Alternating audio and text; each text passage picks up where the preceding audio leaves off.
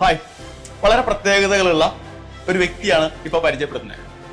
അതായത് നിങ്ങളുടെ ഉള്ളിലൊരു സ്വപ്നം ഉണ്ടായിട്ട് അതൊരു വാശിയായിട്ട് നിലനിൽക്കുന്നിടത്തോളം കാലം നിങ്ങൾ നിങ്ങളുടെ പ്രായമോ ചുറ്റുപാടുകളോ സാഹചര്യങ്ങളോ ഒന്നും ഒരു വെല്ലുവിളിയല്ല നിങ്ങളുടെ സ്വപ്നം നേടിയെടുക്കാൻ ഇന്ന് തെളിയിച്ച ഒരാളാണ് ഇപ്പൊ എന്റെ കൂടെയുള്ളത്. പരിചയപ്പെടുത്താം, ഫൈസൽ എന്നാണ് പേര്.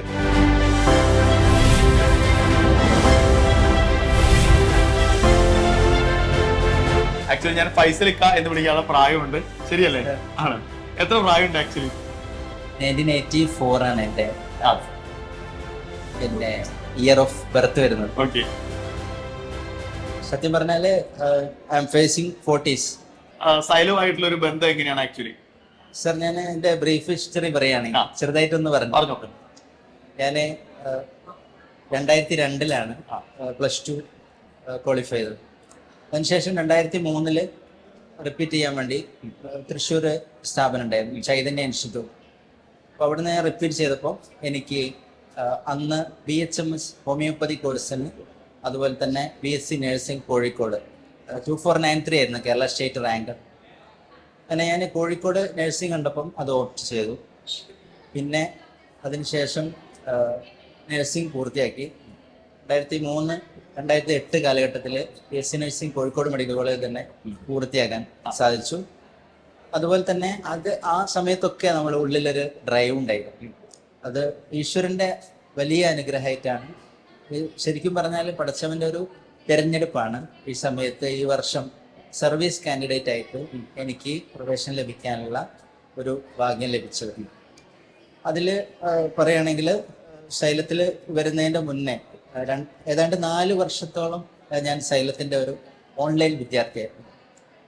സത്യം പറഞ്ഞാൽ 2 XPL അതുപോലെ തന്നെ 2 ധീര, അങ്ങനെ ആ രണ്ടാമത്തെ ധീരയിലാണ് ഈ പ്രാവശ്യം ഒരു സർവീസ് കാൻഡിഡേറ്റ് ആയിട്ട് തിരുവനന്തപുരം മെഡിക്കൽ കോളേജിൽ എനിക്ക് MBBS കോഴ്സിന് അഡ്മിഷൻ ചേരാനുള്ള സൗഭാഗ്യം ലഭിച്ചത്. ഒന്നാമതായി ഞാൻ ഈശ്വരനാണ് നന്ദി പറയുന്നത്. രണ്ടാമതായിട്ട് ഞാൻ സൈലവും എൻ്റെ ഫാമിലിയും ഒരുപോലെയാണ് കാണുന്നത്. അതുകൊണ്ട് ആ ഒരു സ്നേഹവും കരുതലും സൈലത്തിൻ്റെ ഭാഗത്തുനിന്ന്, പ്രത്യേകിച്ചും എൻ്റെ ഇന്റർവ്യൂ ചെയ്യാൻ യാദർശികമായിട്ട് സുരേഷ് സാർ തന്നെ എത്തിയെന്നുള്ളതാണ്. ആ സുരേഷ് സാറായിട്ടുള്ള ആത്മബന്ധം തന്നെയാണ് ഇന്ന് എന്നെ അങ്ങോട്ട് എത്തിച്ചത്. തീർച്ചയായും ഏകദേശം ഒരു 2 വർഷം മുമ്പാണ് ആക്ച്വലി ഞങ്ങൾ തമ്മിൽ പരിചയപ്പെടുന്നത്. എനിക്ക് തോന്നുന്നു ഒരു GIB ഇടയിലാണ് നമ്മൾ ആദ്യമായിട്ട് മീറ്റ് ചെയ്യുന്നത്, അല്ലെ? അന്നു മുതലുള്ള ഒരു ബന്ധമാണ്. അവസാനം അത് ഫൈസലിക്കയുടെ ഒരു സ്വപ്നം എന്ന് പറയുന്നതിലേക്ക് എത്തി നിൽക്കുമ്പോഴും ആ ബന്ധം അതുപോലെ തന്നെ നിൽക്കുന്നുണ്ട്. പറഞ്ഞ പോലെ തന്നെ ഭാഗ്യവശാൽ ഇന്റർവ്യൂ ചെയ്യാൻ ഞാൻ തന്നെ വന്നു എന്നുള്ള ഒരു പക്ഷേ ഒരു തീരുമാനം, അതെ, യാദൃശ്ചികമാകാം. ഇപ്പൊ ഹാപ്പിയാണോ? ഹാപ്പിയാണ് സാറേ. ഞാൻ ആക്ച്വലി ഈ ഒരു ജോലി തന്നെ ഒരുപാട് സേവനങ്ങളിൽ ഞാൻ പോയിട്ടുണ്ട്. കേന്ദ്ര സേവനങ്ങളിൽ നിംഹാൻസ് 2 വർഷത്തോളം national institute of mental health and neuro സയൻസിലായിരുന്നു. അതിനുശേഷം ശ്രീചിത്ര ഇൻസ്റ്റിറ്റ്യൂട്ടിൽ 2012-14 കാലഘട്ടത്തിൽ ശ്രീചിത്ര ഇൻസ്റ്റിറ്റ്യൂട്ടിൽ ഞാൻ നഴ്സിംഗ് ഓഫീസറായിരുന്നു. അവിടെ നിന്ന് 2014 എനിക്ക് ഈ ഒരു ഇന്റൻഷൻ വീണ്ടും വരുന്നത്. എൻ്റെ ബാച്ചിൽ BSc നഴ്സിംഗ് ചെയ്ത ഒരു കൊച്ച്, ഷൗക്കി എന്നാണ് അവരുടെ പേര്. അവര് ട്രിവാൻഡ്രത്ത് വന്ന് എന്നെ വിളിച്ച സമയത്ത് ഞാൻ ചോദിച്ചു, നിങ്ങൾ പേഷ്യൻ്റുമായിട്ട് വന്നതാണ്? അല്ല, ഞാൻ പേഷ്യൻ്റായിട്ട് വന്നതല്ല, ഞാനിവിടെ മെഡിക്കൽ കോളേജിൽ അഡ്മിഷൻ തേടിയിരിക്കുകയാണ്. അതാണ് എൻ്റെ ഫസ്റ്റായിട്ട്. രണ്ടാമത് ഇങ്ങനെ ഒരു ഇന്റൻഷൻ വരാനുള്ള ഡിസയർ, ബേണിംഗ് ആയുള്ള ഒരു സ്റ്റാർട്ടിങ്. അങ്ങനെ അവിടുന്ന് 2014 ഞാൻ DHS ഡിപ്പാർട്ട്മെന്റ് ഓഫ് ഹെൽത്ത് സർവീസിലേക്ക് കോഴിക്കോട് ജില്ലാ ആശുപത്രി പിന്നെ ബീച്ച് ഹോസ്പിറ്റലില് നഴ്സിംഗ് ഓഫീസറായിട്ട് കയറുകയാണ്. അപ്പൊ അവിടെ 2 വർഷം പൂർത്തിയായ സമയത്ത് കറക്റ്റ് എനിക്ക് DMEയിലേക്കുള്ള ചാൻസ് വന്നു, മെഡിക്കൽ എഡ്യൂക്കേഷൻ ഡിപ്പാർട്ട്മെന്റിലേക്ക്. ആ സമയത്ത് പ്രൊബേഷൻ ഒരു 3 വീക്സ് കൂടി ഇരിക്കുമ്പോഴാണ് ഞാൻ അവിടുന്ന് മാറുന്നത്. പക്ഷെ എനിക്ക് മെഡിക്കൽ കോളേജിൽ നിന്ന് കേട്ടപ്പോൾ വല്ലാത്തൊരു ആവേശം. അങ്ങനെ ഞാൻ ആദ്യമായിട്ട് മെഡിക്കൽ കോളേജിൽ, എൻ്റെ പഴയ ക്യാമ്പസ് തന്നെ, അതുകൊണ്ട് വലിയൊരു സന്തോഷമുണ്ട്. നമ്മളെ എല്ലാ ഏരിയയും നമുക്ക് പരിചയമുള്ള ഒരു മേഖലയായതുകൊണ്ട് അവിടുന്ന് ഞാൻ കാർഡിയോളജി ICUവിലാണ് പോസ്റ്റിംഗ്. അവിടെ പോസ്റ്റിങ്ങിന് ചെന്ന സമയത്ത് നമ്മുടെ ജൂനിയർ ബാച്ചുകളിൽ പഠിച്ച കുട്ടികൾ അവിടെ DM കാൻഡിഡേറ്റ്സ് ആയിട്ട് വന്ന സമയത്ത് വീണ്ടും ഇത് വല്ലാതൊരു ഇൻസ്പിറേഷൻ ആയിട്ട് വന്നു. അപ്പൊ സത്യത്തിൽ ഇത് കെട്ടുപോകാത്ത ഒരു കനലായിട്ട് ഇങ്ങനെ കുറെ നാളായിട്ട് മനസ്സിലായി ഒരു ഡോക്ടർ ആകണം എന്നുള്ള അതെ അതെ. അതേ വർഷം തന്നെ എൻ്റെ 2 വർഷം സീനിയറായി പിന്നെ BSc നഴ്സിംഗ് കഴിഞ്ഞു MSc നഴ്സിംഗ് പൂർത്തിയാക്കി മഞ്ചേരിയിൽ വർക്ക് ചെയ്തുകൊണ്ടിരിക്കുന്ന ഒരു വിജയശേട്ടൻ, അദ്ദേഹം പിന്നെ ആ വർഷം ഞാൻ അവിടെ കയറിയ വർഷം ഇതേ സീറ്റിൽ തിരുവനന്തപുരത്ത് കയറിയിട്ടുണ്ടായിരുന്നു. വീണ്ടും എൻ്റെ ബേണിംഗ് ഡിസയർ റാങ്കിലും ഏജ് ലിമിറ്റും അതുപോലെ തന്നെ മെയിൻ ബാരിയർ ആയിട്ട് നിന്നു. അന്ന് കട്ട് ഓഫ് 25 വയസ്സായിരുന്നു. പിന്നീട് അതൊക്കെ ഓപ്പൺ ആക്കി പ്രൊബേഷനെല്ലാം പൂർത്തിയായി വരുമ്പോൾ കാലങ്ങൾ നീണ്ടു വന്ന് അങ്ങനെ ഇപ്പോഴാണ് ഈശ്വരൻ അതിൻ്റെ ഒരു സമയം എത്തിച്ചത്. അതിനിടയ്ക്ക് സർവീസ് കാലഘട്ടത്തിൽ ഒരുപാട് കാര്യങ്ങൾ ചെയ്യാൻ സാധിച്ചിട്ടുണ്ട്. കാരണം വയനാട് ദുരന്ത സമയത്തൊക്കെ ഞാൻ അവിടെ പോയിട്ടുണ്ടായിരുന്നു. അവിടെ പോയൊരു 4 ദിവസം അവിടെ ബോഡി വാഷിംഗ് ഏരിയയിൽ വർക്ക് ചെയ്യാനൊക്കെ സാധിച്ചിരുന്നു. അതൊക്കെ വലിയൊരു അച്ചീവ്മെന്റ്സ് ആയിട്ട് എനിക്ക് തോന്നുന്നു. ഞാൻ കാര്യം ചോദിക്കട്ടെ, ഈ ഒരു സർവീസിൽ ഇരിക്കുമ്പോഴാണല്ലോ നമ്മൾ ഓൺലൈൻ ആയിട്ട് റിപ്പീറ്റ് ചെയ്യുന്നത് അല്ലെ, ടീച്ചറിന് വേണ്ടിയിട്ട്. അപ്പൊ ഇത് എങ്ങനെയാണ് ഒരുമിച്ച് മാനേജ് ചെയ്യാൻ എങ്ങനെയാണ് സാധിച്ചിരുന്നത്? സത്യം പറഞ്ഞാല് നമ്മൾ ഹെക്റ്റിക് ആയിട്ടുള്ള ഒരു മേഖലയാണ് മെഡിക്കൽ കോളേജ്.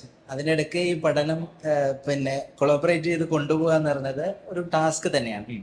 പക്ഷെ ആ സമയത്തൊക്കെയും നമ്മൾ പിന്നെ ഒരുപാട് സോഷ്യൽ സർവീസ് മറ്റു കാര്യങ്ങളൊക്കെ കോർഡിനേറ്റ് ചെയ്ത് കൊണ്ടുപോകുന്ന ഒരു വ്യക്തിയാണ്.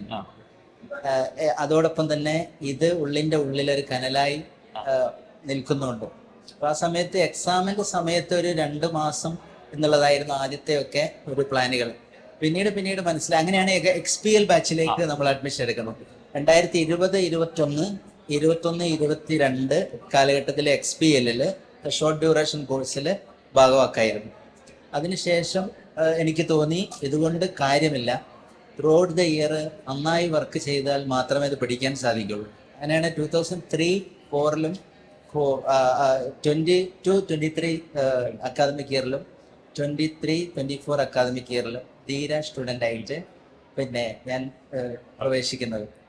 ആ സമയത്ത് നമ്മൾ പിന്നെ ഇവിടുന്ന് വരുന്ന ആ ഒരു ഗൈഡ് ലൈൻ ഇത് ഒരിക്കലും ഒരു തരത്തിലും പിന്നെ ബിയോണ്ട് ഡിസ്ക്രിപ്ഷനാണ്. കാരണം എന്താ വെച്ചാൽ ഇങ്ങനെയും സ്ട്രീമെന്ന് 2 ഡെക്കേഡ്സ് ഇപ്പുറം വിട്ടുപോയൊരു മനുഷ്യനെ വീണ്ടും ആ സ്ട്രീമിലേക്ക് തിരിച്ചു കൊണ്ടുവരിക എന്നുള്ള ഒറ്റക്ക് കഴിയുന്ന ഒരു സംഗതിയല്ല. അതിന് കൃത്യമായൊരു ഗൈഡൻസ് എന്ന് പറയുന്നത് ഏറെ അനിവാര്യമായിരുന്നു. അപ്പം സൈലത്തില് നമ്മൾ അങ്ങ് ട്രസ്റ്റ് ചെയ്തു. സൈലം നമുക്ക് ആദ്യമായിട്ട് നമുക്ക് സൈലത്തിനെ പറ്റി 2020-21 കാലഘട്ടത്തിൽ എൻ്റെ സഹോദരനാണ് അബ്ദുൽ ഹക്കീം സാഹിബാണ്.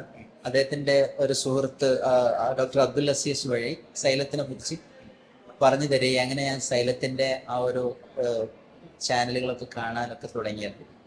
അപ്പോൾ അത് വഴി നമുക്ക് കിട്ടിയിട്ടുള്ള എക്സ്പോഷർ എന്ന് പറയുന്നത് ശരിക്കും കേരളത്തിലെ പിന്നെ എണ്ണം പറഞ്ഞ ഒരുപാട് വർഷങ്ങളുടെ പാരമ്പര്യമുള്ള സ്ഥാപനങ്ങൾ ഉണ്ടെങ്കിലും അവിടെ സൈലത്തിന് വേറിട്ടാക്കുന്നത് ഞാൻ മനസ്സിലാക്കുന്നത് അവരുടെ ഈ കെയറിങ് ആണ്. അതായത് ഏത് തലത്തിലുള്ള വിദ്യാർത്ഥികൾക്കും 100% മാർക്ക് വാങ്ങിയിട്ടുള്ളവർക്ക് മാത്രമല്ലാതെ ഇങ്ങനെ ഒരു സോഷ്യൽ കമ്മിറ്റഡ് ആയിട്ട് ചിന്തിക്കുന്ന ആളുകൾക്ക് ഇത്തരത്തിലുള്ളൊരു വേദി ഉണ്ടാക്കി തരുന്ന ഒരു സ്ഥാപനം വേറെ ഉണ്ടാവില്ല. കാരണം എല്ലാ തരത്തിലുള്ള മാർക്ക് ഗ്രഡേഷനുള്ള ആളുകളെയും അവർ കൈപിടിച്ച് കൊണ്ടുവരികയാണ്. അപ്പോ നമ്മളിപ്പോ ഒരു കുടുംബനാഥനായിരിക്കുന്ന സമയത്ത് ഒരുപാട് ഉത്തരവാദിത്തങ്ങളൊക്കെ നമ്മുടെ ചുമലിലുള്ള സമയത്ത് തീർച്ചയായിട്ടും നമ്മൾ ഇങ്ങനെ ഒരു കാര്യം കൂടി ഇതിനൊപ്പം ചെയ്യുമ്പോൾ ഫാമിലിയുടെ ഒരു സപ്പോർട്ട് എന്ന് പറയുന്നത് തീർച്ചയായിട്ടും വളരെ ഇമ്പോർട്ടന്റ് ആയ ഒരു കാര്യമാണ് അല്ലെ? എന്തായിരുന്നു ഫാമിലിയുടെ ഒരു അഭിപ്രായം എന്ന് പറയുന്നത്? ഫാമിലി പിന്നെ എനിക്ക് ഗവൺമെന്റ് ജോലി ഉണ്ടായിരുന്നു. ഞാൻ ഏകദേശം 10-12 വർഷത്തോളം സർവീസിലായിരുന്നു. അല്ല, കേന്ദ്ര സർവീസും കേരള സർവീസും അല്ലായിരുന്നു.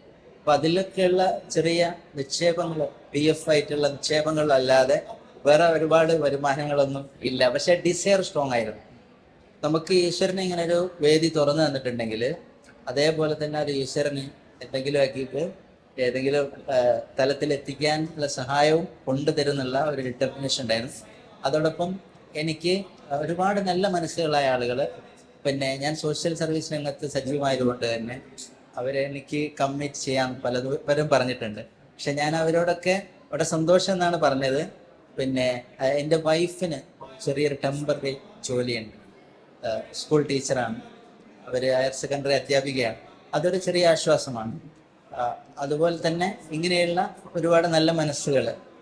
അപ്പൊ എനിക്ക് തോന്നുന്നു താങ്കളുടെ ഒരു കഥ എന്ന് പറയുന്നത് ഇതുപോലെയുള്ള ഒരുപാട് ആളുകൾക്കുള്ള ഒരു വലിയ മോട്ടിവേഷൻ ഇൻസ്പിറേഷൻ ഒക്കെ ആയിരിക്കും. കാരണം മുമ്പ് ഉണ്ടായിരുന്ന ഒരു ഫയർ അതിപ്പോഴും കെടാത്ത മനസ്സിൽ സൂക്ഷിക്കുന്ന കുറെ ആളുകൾ ഉണ്ടാവും.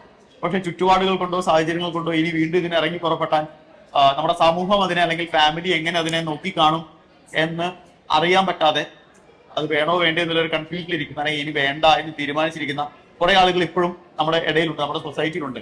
അപ്പൊ അവരോട് ആക്ച്വലി എന്തായിരിക്കും ഫൈസൽ കേക്ക് പറയാനുണ്ടാവുക? യഥാർത്ഥത്തിൽ നമ്മുടെ കാര്യങ്ങളൊക്കെ നമ്മൾ പ്ലാൻ ചെയ്യുന്നുണ്ടെങ്കിലും നമ്മൾക്ക് കുറെ ലിമിറ്റേഷൻസ് ഉണ്ട്. സാറ് പറഞ്ഞതുപോലെ ഒരുപാട് പരിമിതികളുണ്ട്. പക്ഷെ ആ പരിമിതികൾക്കുള്ളിൽ തന്നെ ഈ ലോകത്ത് നമ്മൾ വന്നത് കൃത്യമായ ഒരു നിയോഗത്തിലാണ്. ആ നിയോഗം പൂർത്തിയാക്കിയതിനു ശേഷം ഇവിടുന്ന് പോകുമ്പോഴാണ് നമ്മളൊരു സാറ്റിസ്ഫാക്ഷൻ എന്ന് പറയുന്നത്. തീർച്ചയായിട്ടും ആ ഒരു വേദനയായിട്ടൊന്നും ഉണ്ടാവും. ആ ഒരു വേദന നമുക്ക് മരണം വരെ ഉണ്ടാവും. അപ്പോൾ അത് ഇല്ലാതാക്കാൻ വേണ്ടി നമ്മൾ ബേണിംഗ് ഡിസയർ ആയിട്ട് ഈശ്വരനിൽ സമർപ്പിച്ചിട്ട് അതുപോലെ സമൂഹത്തിന് വേണ്ടി നമ്മൾ നിന്ന് രാജ്യത്തിന് വേണ്ടി നമ്മൾ പിന്നെ മനസ്സ് വെച്ച് പ്രവർത്തിക്കുമ്പോൾ നമ്മൾ അറിയാതെ ഈശ്വരൻ നമ്മളെ കൈപിടിച്ച് കൊണ്ടുപോകുന്ന ഞാൻ വിശ്വസിക്കുന്നു. അതുപോലെ തന്നെ ഞങ്ങളുടെ ഒരു പരിമിതി എന്ന് പറഞ്ഞാൽ ഞങ്ങളുടെ ഒരൊറ്റ സീറ്റാണ് ഒരു വർഷത്തിലുള്ളത്. അതുകൊണ്ട് തന്നെ ആരും ഇങ്ങനത്തെ ഒരു കോമ്പറ്റീഷൻ മെനക്കെടയില്ല. കാരണം എല്ലാ വർഷവും 3, 4, 5 ഇങ്ങനെ വന്നു പോകുമ്പോൾ വലിയ ഒരു പ്രയാസമാണ്. ആ സീറ്റ് ഗവൺമെന്റ് ഒക്കെ ഒന്ന് വിചാരിച്ചു കഴിഞ്ഞാൽ, അതുപോലെ സർവീസ് സംഘടനകളൊക്കെ ഒന്ന് വിചാരിച്ചു കഴിഞ്ഞാൽ ഒരു മെഡിക്കൽ കോളേജ് അറ്റ്ലീസ്റ്റ് ഒരു സീറ്റ് ഉണ്ടെങ്കിൽ ഇങ്ങനെ കമ്മിറ്റഡ് ആയിട്ടുള്ള സമൂഹത്തിന്റെ വേദന നേരിട്ട് അറിയുന്ന ഒരുപാട് പ്രൊഫഷണലുകൾക്ക് ഈ മേഖലയിലേക്ക് എത്താനുള്ള ഒരു സാധ്യതയാണ്. കാരണം എന്താണെന്ന് വെച്ചാൽ പിന്നെ ഈ മേഖലയിൽ ഞങ്ങൾ നഴ്സിംഗ് മേഖലയിൽ നിന്ന് ആളുകളെ ഇതിലേക്ക് പ്രൊഫഷനിലേക്ക് കാലി വെക്കുമ്പോൾ ഒരുപാട് അഡ്വാൻറ്റേജസുകളുണ്ട്. ഒന്നാമത് ഇവർക്ക് കാര്യങ്ങൾ കൃത്യമായിട്ട് പ്രയോറിറ്റൈസ് ചെയ്യാൻ, അതുപോലെ തന്നെ എന്താണ് ഒരു രോഗിയുടെ മനസ്സ് എന്ന് കൃത്യമായിട്ട് അറിയാനുള്ള ഒരു സാധ്യത. സാധ്യതയുടെ പുറത്ത് ഈ പ്രൊഫഷനെ കൂടി ചേർന്ന് നിൽക്കുമ്പോൾ 10 മടങ്ങ് അതിൻ്റെ ഒരു വാല്യൂ വർദ്ധിക്കുകയാണ്. ഞാൻ ഒരുപാട് പാലിയേറ്റീവ് സേവനങ്ങൾ, ഹോം കെയർ കാര്യങ്ങളൊക്കെ പോകുന്ന സമയത്ത് അവിടെ ഓരോ മനുഷ്യരെയും അവരുടെ കണ്ണിലേക്ക് നോക്കി അവരുടെ പ്രയാസങ്ങൾ ഏറ്റുവാങ്ങുമ്പോൾ ഇതുകൂടി ഉണ്ടായിരുന്നെങ്കിൽ കുറച്ചുകൂടി എനിക്ക് ചെയ്യാമായിരുന്നല്ലോ. കാര്യങ്ങളൊക്കെ അറിഞ്ഞിട്ടും എൻ്റെ ഈ പ്രൊഫഷണൽ ലിമിറ്റേഷൻ കാരണം ഒരുപടി മുന്നോട്ട് പോകാൻ സാധിക്കുന്നില്ലല്ലോ എന്നുള്ള ഒരു വിഷം എന്നും ഉണ്ടായിരുന്നു. ഞാൻ യൂണിറ്റി ഹെൽത്ത് കെയർ എന്ന് പറയുന്ന ഹെൽപ്പിംഗ് ആൻഡ് ചാരിറ്റബിൾ ട്രസ്റ്റ് എന്ന് പറയുന്ന കുറേ സംഭവങ്ങളിൽ ഇൻവോൾവ്ഡ് ആണ്. അപ്പോൾ അതിൻ്റെയൊക്കെ സജീവ പ്രവർത്തകനാണ്. അപ്പോൾ കുറിപ്പടക്കം കൊടുക്കുമ്പോൾ ഒരു ശീലം കൂടി ഉണ്ടെങ്കിൽ നന്നായിരുന്നു എന്നുള്ള ഞാൻ ഒരുപാട് അധികം സംസാരിച്ചിട്ടുണ്ട് സാറിനേക്കാൾ. അത് കുഴപ്പമില്ല, നമുക്ക് അറിയേണ്ടതും ശ്രദ്ധയിൽ താങ്കളുടെ ഒരു കഥ എന്താണെന്നുള്ളതാണ് ആക്ച്വലി കേൾക്കുന്ന ആളുകൾക്ക് അറിയേണ്ടി വരിക. Intention is strongly for social purpose. Okay, അപ്പൊ കൺട്രി ആൻഡ് ഫോർ ഹ്യൂമാനിറ്റി. അപ്പൊ എന്തായാലും ഈ പറഞ്ഞ ഫൈസൽ ഖാന്റെ ഒരു സ്റ്റോറി എന്ന് പറയുന്നത് എനിക്കറിയാം ഇത് കാണുന്ന ഇത് കേൾക്കുന്ന ഒരുപാട് ആളുകൾക്കുള്ള വലിയൊരു മോട്ടിവേഷൻ ആയിരിക്കും, വലിയൊരു ഇൻസ്പിറേഷൻ ആയിരിക്കും. നിങ്ങളുടെ ഉള്ളിലുള്ള പാഷനെ, നിങ്ങളുടെ ഉള്ളിലുള്ള ഫയറിനെ നിങ്ങൾ അതേപോലെ വളർത്തിക്കൊണ്ടുവരിക. നമ്മളെല്ലാവരും നിങ്ങൾക്കൊപ്പം ഉണ്ട്. നിങ്ങളുടെ പ്രായമോ നിങ്ങളുടെ ചുറ്റുപാടുകളോ നിങ്ങളുടെ സാഹചര്യങ്ങളോ നിങ്ങളുടെ ഉത്തരവാദിത്തങ്ങളോ ഒന്നും നിങ്ങളുടെ പാഷൻ അച്ചീവ് ചെയ്യാനുള്ള ഒരു തടസ്സമായി മാറരുത്. കാണാം.